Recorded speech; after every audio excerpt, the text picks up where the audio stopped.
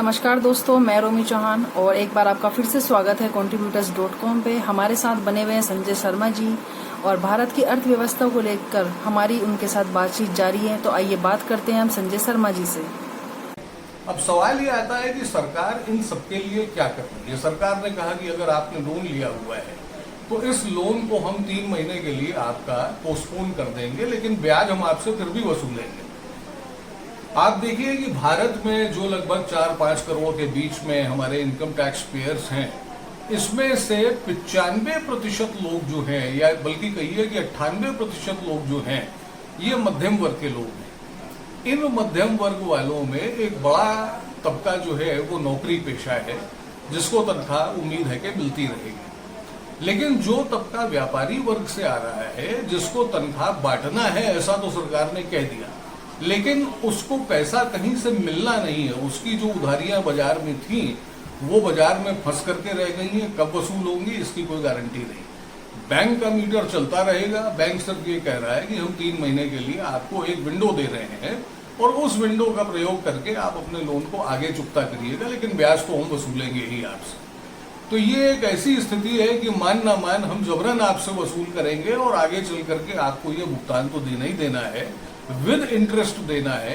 तो ऐसी स्थिति में सरकार इस तरह के जो टैक्स पेयर्स हैं इनके लिए क्या कर रही है। मैं अभी कल एक रिपोर्ट पढ़ रहा था जिसमें एक तो इधर पिछले कुछ दिनों में हमारे देश में अमेरिका को कॉपी करने का बड़ा ट्रेंड हो गया है कि जैसे वहाँ पे प्रेसिडेंट केयर का फंड है तो हमारे यहाँ भी प्राइम मिनिस्टर केयर का फंड आ गया।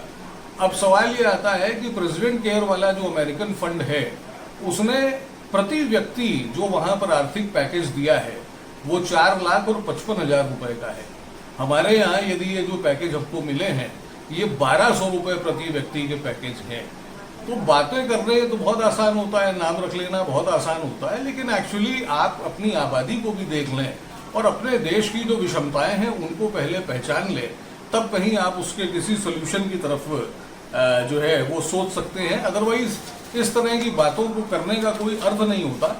मेरा एक सुझाव है कि सरकार जिस तरीके से आगे चाहती है कि थोड़ा सा इकोनॉमी में भी राहत आए, तो अभी देखिए क्रूड ऑयल के दाम जो हैं वो अंतर्राष्ट्रीय स्तर पे हमेशा के ऑल टाइम लो के रेट्स पे चल रहे हैं। जिस समय जीएसटी भारत में लगाया गया था तो ये कहा गया था कि 1 नेशन एंड 1 टैक्स, ऐसा हुआ नहीं। हमारे यहाँ जो मेन कमाई के घर थे सरकार के, जैसे शराब होती है, जैसे सोना होता है, जैसे पेट्रोलियम प्रोडक्ट्स होते हैं, इन चीजों को जीएसटी के परव्यू से बाहर रखा गया।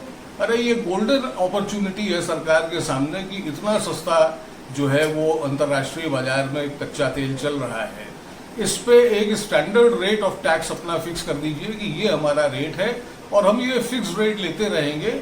उसकी वजह से आपके यहाँ जो पेट्रोलियम के प्राइसेस हैं, जो डीजल के रेट हैं, जिससे आपका माल की आवाजाही है वो सस्ती हो सकती है। इस तरह से करिए तो रेट घटेंगे।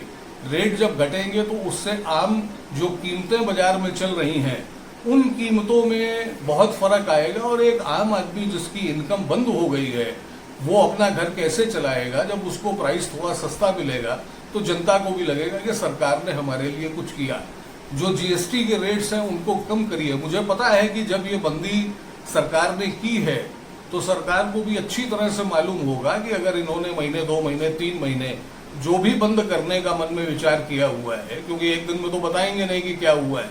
अभी पहले 21 दिन था, फिर 21 दिन हो गया, 19 दिन हो गया। अभी हो सकता है कि हम लोग और टहलाते रहें और थोड़े दिन अभी ये बंदी और चालू रहे, जैसा कि दिख भी रहा है।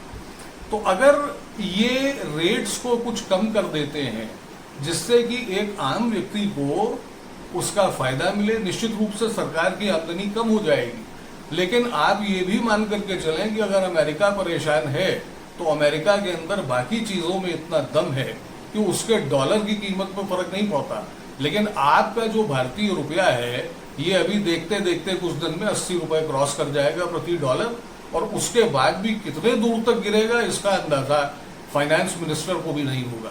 तो इसलिए उनको ये चाहिए कि इस समय देश की इकोनॉमी को खड़ा करने की बात है। एक अपॉर्चुनिटी और बहुत बड़ी आ रही है। वो अपॉर्चुनिटी ये है कि चूंकि पिछले दिनों में जो चाइना का रूप विश्व के सामने आया है और जिस तरह से देशों ने ये समझ लिया है कि इस कोरोना कांड के पीछे कहीं ना कहीं कुछ और भी हकीकत है, तो उसको देखते हुए एक विश्वास जो है आम देशों का चाइना के प्रति वो कम हुआ है। उस स्थिति में बहुत सारा ऐसा काम है जो कि चाइना से हटेगा और उसको जिन देशों में लेबर सस्ता है उन देशों में हो सकता है कि कुछ अन्य देश जिन्होंने चाइना में अपनी मैन्युफैक्चरिंग एक्टिविटीज चला रखी हैं उनको वो वहाँ से शिफ्ट करें।